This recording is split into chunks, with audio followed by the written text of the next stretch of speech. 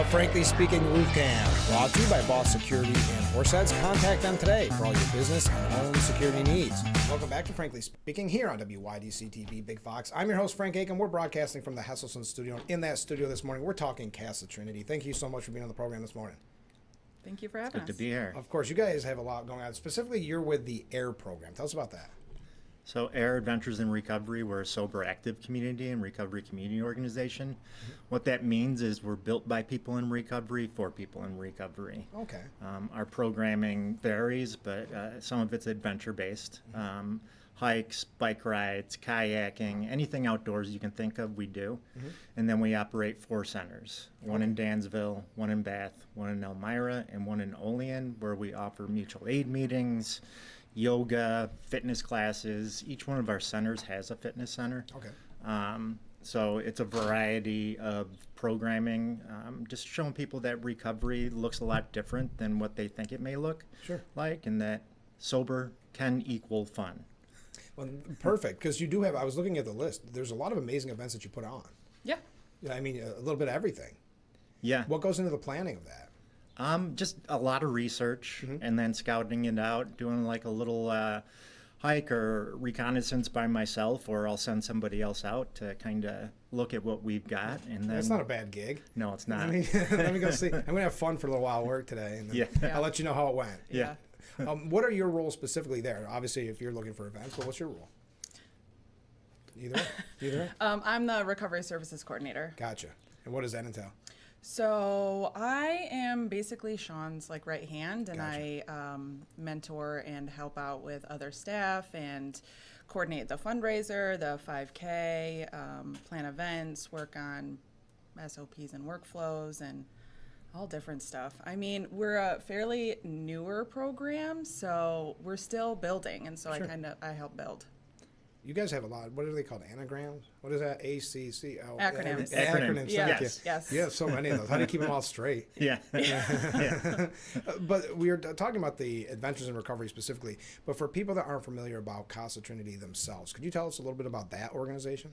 Sure. So CASA Trinity has really evolved. Primarily, we've been substance use disorder treatment, but we've really expanded to really offer the entire spectrum of services when it comes to mental health and substance use disorder. So even though an individual might have trouble struggling with addiction, we can still support the family, the kids, and everybody that's kind of involved. So we have outpatient clinics for mental health and substance use. We have residential programs, and that's 90-day programs. Okay. We have medically assisted treatment and inpatient. I mean, clubhouses for youth. Oh, wow. Yeah, we have quite a bit. So you have everything covered. How long, because you mentioned it's relatively new, how long has CASA Trinity been around, would you say? We just celebrated 50 years. Oh, it is 50 years. Yeah, it's been around since 1974. That's right. I remember the big celebration. And you recently are expanding with the CCBHC office opening. Tell us about that and what that, because that brings along additional programs. Yeah.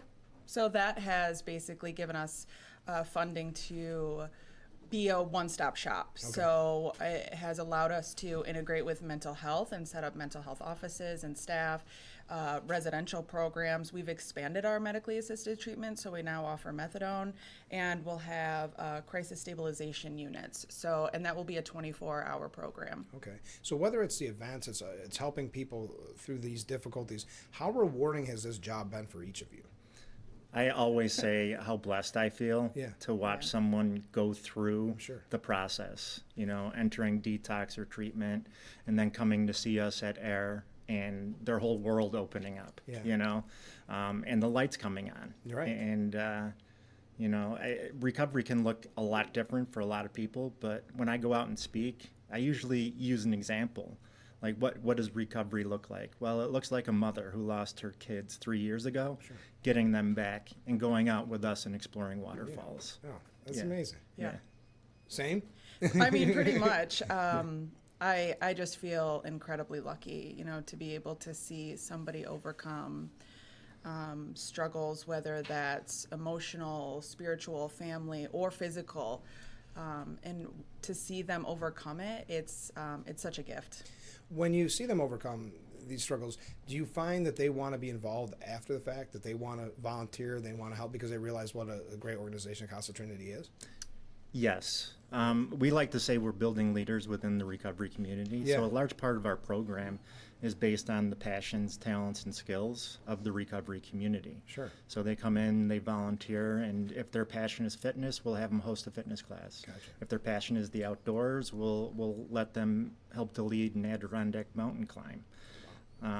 So they do stick around. I think service work is a big thing that keeps people coming back, and it also helps those coming along. Sure. So it gives them like that real sense of purpose in their life, that motivation, direction that maybe they were lacking prior to.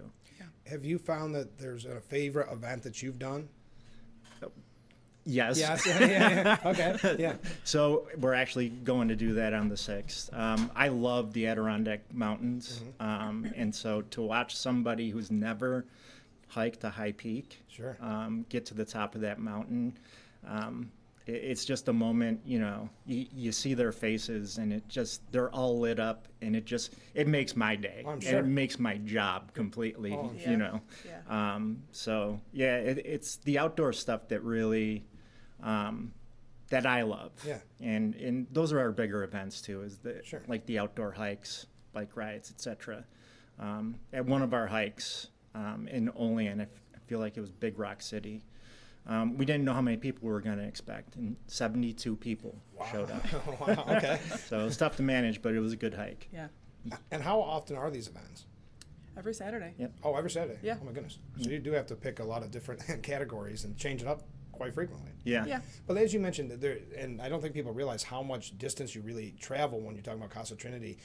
This encompasses basically our surrounding area, correct? Right. So is that a lot of travel for you? For him. It is. Yeah, I bounce between the centers. Yeah. And then also when we're scouting out new activities and places, we like to try new places. So we explored the whole Finger Lakes region in western New York. Great. Yeah. Yeah. Wow. A lot of work, but it just sounds amazing. You make it sound like it's definitely a passion for you. One thing I want to say, because this is coming up very soon on June 2nd and June 10th, I'm sure you're always in need of employees, people to hire, because I mean there's such a need. It's at the Intensive Crisis Stabilization Center in Chemung County, Tuesday from 8 a.m. to 4:30 p.m. Tuesday, June 3rd, and then Wednesday, June 10th from 12 p.m. to 7 p.m. and that's at 904 East Church Street in Elmira. Who is it that you're specifically looking for? Do you know? I would say all levels of care. Yeah. I'm sure they need nurses, doctors, clinicians, social workers, mental health therapists.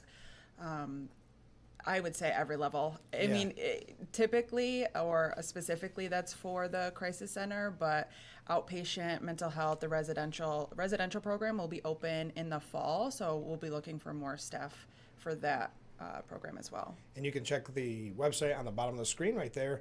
There we go. And you can find out more about the event coming up on the 2nd and the 10th. All right, we got to talk. You kind of hinted towards it quickly. You've got the Color Run Walk for Recovery 5K. Tell us about it. Yeah, so that's our biggest fundraiser of the year. It's a 5K. We host it in Dansville. Okay. We do transport our members and anybody that needs transportation from each center. And yeah, it's a great day. The registration includes like a t-shirt and a swag bag, and if you've never done a color run, it is... These are so popular. Like, yeah. Everybody loves these things. Yeah, because, it kind of gives you something to look forward to as you're running, and then you see the color, it's like you want to get to the next station, but yeah, it's a great day. We have music, food, bounce houses, face painting. Is it a whole day then? I mean, it's pretty much a whole day event.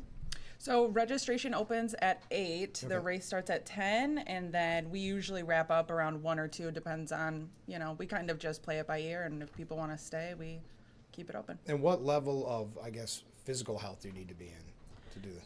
I would say there is. Yeah, There because is. it's a walk, right? Yeah. Too, Yeah. as well. Yeah. Wow. And this is your most popular each year? It's our biggest fundraiser. Yeah. Yeah. Do you do fundraisers throughout the year? Like, what I'm trying to say is, how can people that are watching this right now, how can they help CASA Trinity? There is a way to donate on the website. Okay. And you can donate to specific programs, AIR being one of them. But we hold fundraisers throughout the year, selling like T-shirts. But our biggest one really is the fundraiser, the 5K. Do you try to do fundraisers in each different location because there's so many counties? Not yet. Not yet. Probably something we might look towards in the future, especially as we, develop and grow. But for right now, it's just the one in Dansville. And I mentioned we can help. Of course, you can always donate. But is there a way that we can help the organization in general? If someone has that talent or that skill, can they volunteer? Absolutely. Yes. Yeah, please do. Yeah. Yes. It's a community-based program. So primarily, a lot of our groups are led by volunteers. Okay. So, Oh, really? yeah. So what should people know about CASA Trinity just before we head out the door? The services you provide, if they need your help, what should they know about CASA Trinity? It's a complete non-judgmental zone. Doesn't matter where you're at, if you're even just considering sobriety or you need, maybe you've got some red flags for mental health. You can always walk through the door and we'd be more than happy to help you. And there's hope and recovery.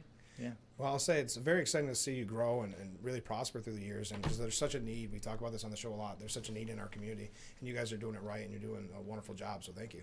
Yeah, You're welcome. Thank you. And thanks for being on the show as well. Yeah, thanks, Frank. for having us. All right, stay with us. We'll be right back with Frankly Speaking after this.